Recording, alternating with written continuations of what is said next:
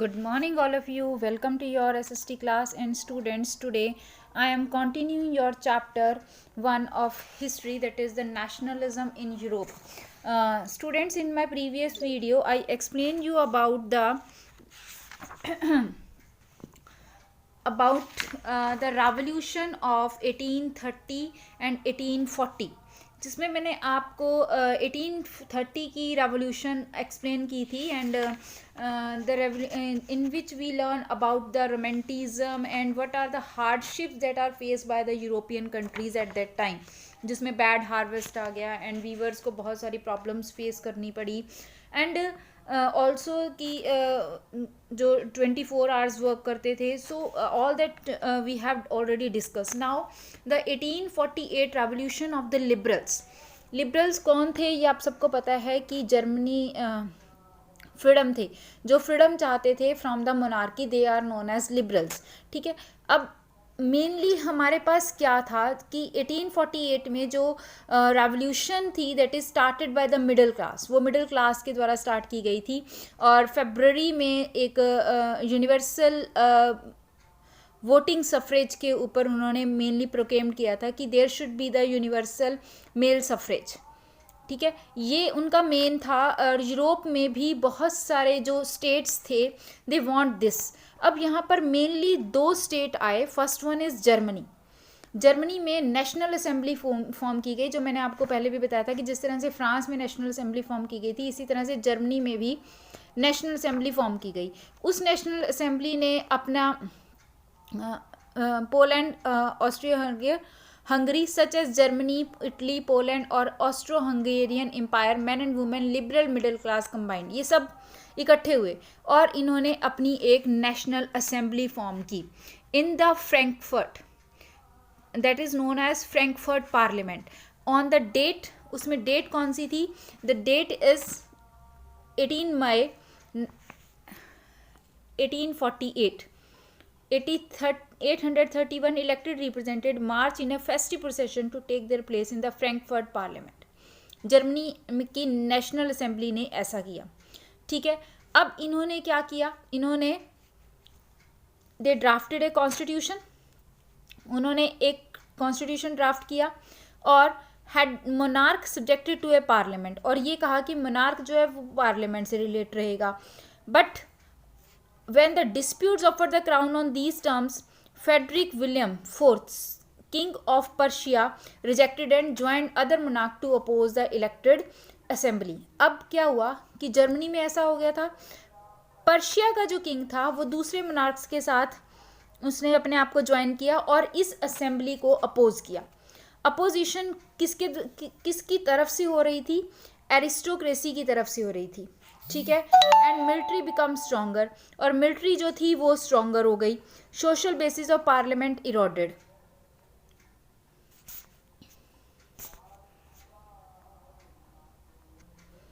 अब social basis के ऊपर पार्लियामेंट को ख़त्म करने की कोशिश की गई.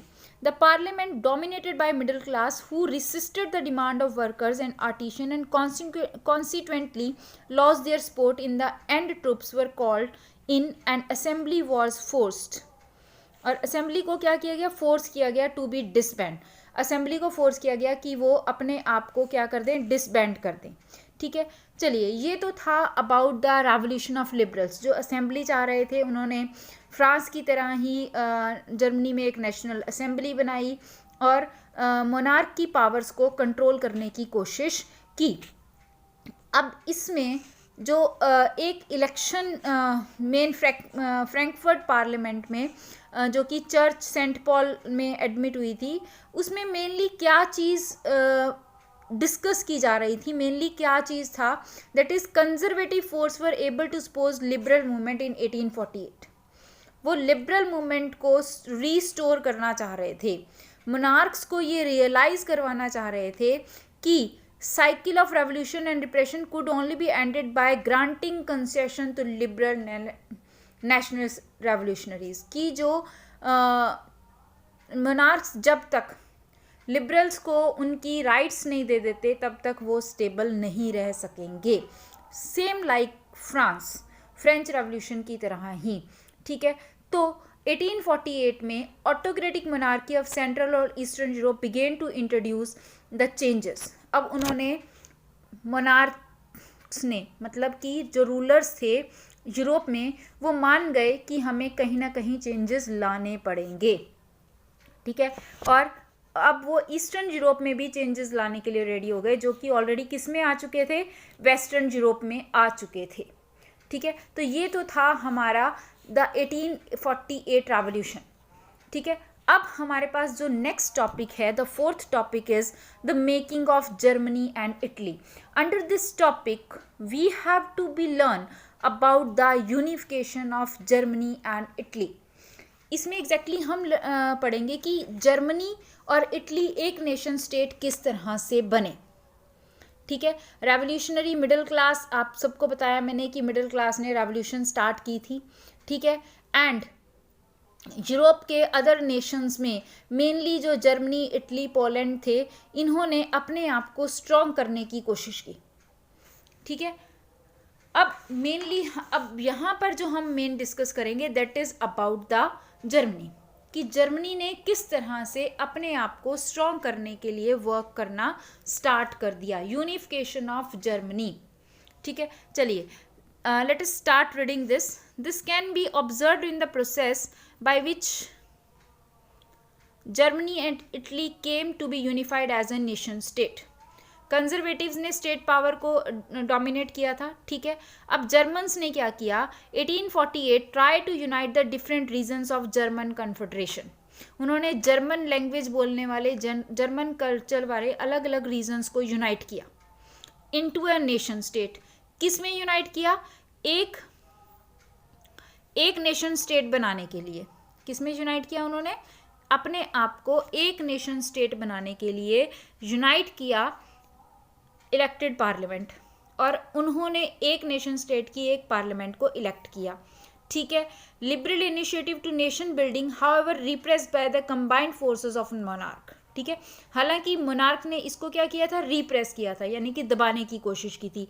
बट जो किंग था कहाँ का, पर्शिया का, monarch of Persia, supported by land owners, ये तो उसको सपोर्ट कर रहे थे, जो उनको दबाने की कोशिश कर रहे थे। बट एग्जैक्टली हुआ क्या, इसमें जर्मनी के यूनिफिकेशन में जो मेन रोल किया था that was the Bismarck. Bismarck जो था उसने बहुत इंपॉर्टेंट रोल प्ले किया in the unification of Germany, Germany के यूनिफिकेशन में। The full name is auto von Bismarck. Full name क्या है उसका, ऑटो वन बिस्मार्क, ठीक है।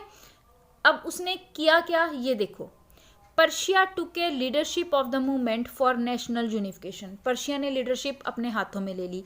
इनके चीफ मिनिस्टर थे auto von Bismarck, was the architect of this process carried out with the help of Persian army and bureaucracy. Persia ने Germany की unification में हेल्प की। ऑटोमन बिस्मार्क जो कि ऑलरेडी चीफ मिनिस्टर था, उसने अपनी आर्मी और अपने सिविल सर्वेंट्स, ब्यूरोक्रेसी की हेल्प ली जर्मनी को यूनिफाई करने में। इसके लिए उसने रेगुलर 7 ईयर्स तक वॉर लड़ी with Austria, Denmark and France, और फिर पर्शिया लास्ट में जीत गया। Process of unification and January 1871 में Prussian king William one was proclaimed German emperor in a ceremony held at वर्सलेस।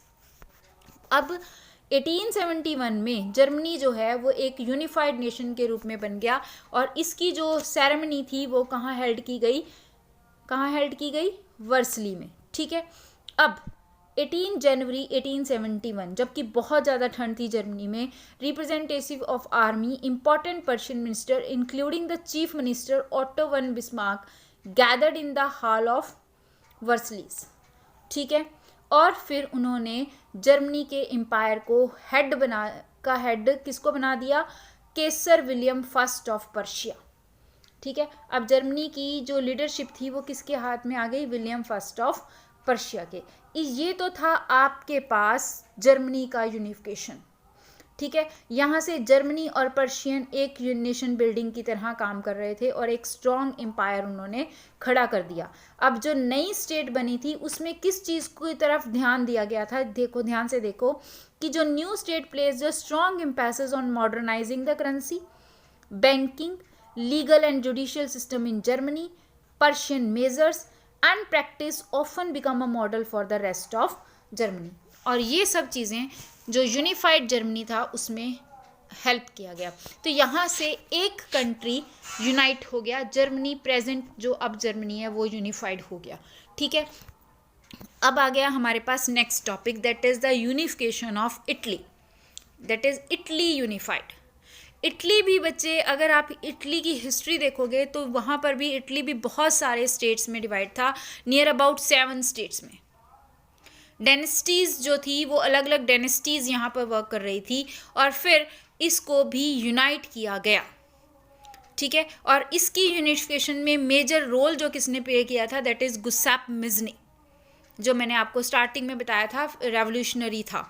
ठीक है, चलिए तो अब हम इटली की यूनिफिकेशन के बारे में पढ़ेंगे कि इटली किस तरह से यूनिफाइड हुआ. Let us read it, start reading this. Italian were scattered over several dynastic states as well as the multinational Habsburg Empire. बहुत सारी डायनेस्टी में डिवाइडेड था. Italy was divided into 7 states, जिसमें Sardinia, Piedmont was ruled by Italian princely house. ठीक है, north Australian Habsburg के under था, centre pope के अंडर था, southern region under the domination of Bourbon kings of Spain, और Italian language जो थी not acquired one common form. बहुत सारी रीजनल लैंग्वेजेस थी, बहुत सारी रीजनल वेरिएशन थी. तो इस तरह से पूरा इटली डिवाइड था. ये है डिवाइडेशन ऑफ द इटली. ठीक है, अब यूनिफिकेशन कैसे हुई इसकी इटली की. 1830 Gustav Mazzini sought to put together a coherent program. Gustav Mazzini ने इनको इकट्ठे करने के लिए कोशिश की. ठीक है, मैंने आपको बताया था गुस्ताफ मिज़नी ने 2 सोसाइटीज़ बनाई, यंग इटली एक और यंग इटालियन एक और बनाई थी. ठीक है, जो हमने स्टार्टिंग में पढ़ी थी. Failure of the revolutionary upsurge 1831 and 1848 meant the mental fell of Sardinia Piedmont under the ruler. अब वो एक बार वो फेल हो चुके थे. ठीक है, अब वो दोबारा से अपने आप को रीयूनिफाइम करने के लिए और इटली में इकोनॉमिक डेवलपमेंट और पॉलिटिकल डोमिनेंस लाने की कोशिश कर रहे थे. ठीक है, कौन? गुस्ताफ मिज़नी और सीक्रेट सोसाइटीज़. फिर क्या हुआ? Chief minister Cavour led a just a minute.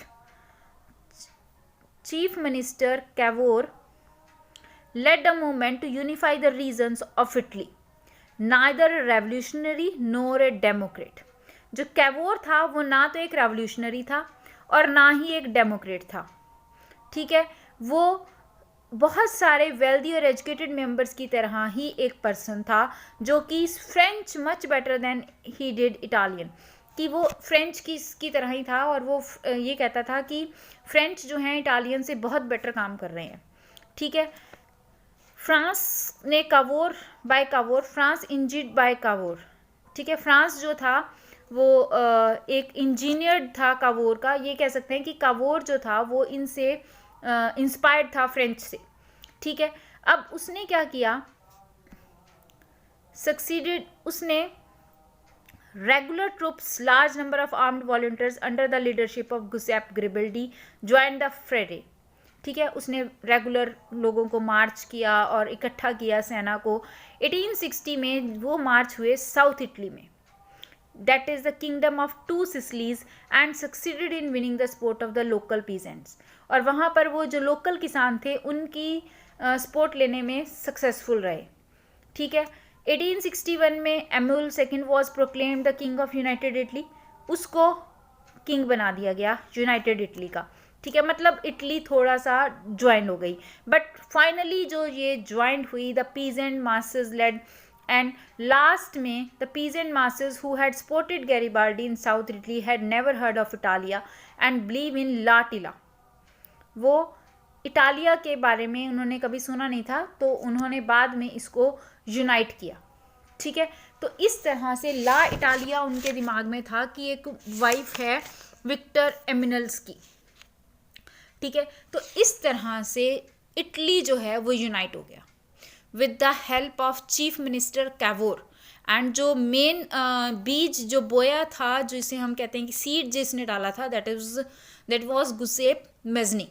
Okay, so this is the unification of Italy. ये तो था आपके पास यूनिफिकेशन ऑफ इटली. अब इसके बाद हमारे पास जो नेक्स्ट टॉपिक है, that is the strange case of Britain. Britain का केस है कि ब्रिटेन किस तरह से यूनिफाई हुआ. देखिए, अगर मैं ब्रिटेन की बात करूं तो वो एक क्या था Britain, United kingdom of great Britain जिसे हम कहते हैं यूके. तो यानी कि वो बहुत सारे छोटे छोटे आइलैंड्स थे और उनको इकट्ठा करके हमने ग्रेट ब्रिटेन बनाया. ठीक है, ग्रेट ब्रिटेन भी बहुत एक इम्पॉर्टेंट बाद में एक इम्पॉर्टेंट पार्ट बना यूरोप का.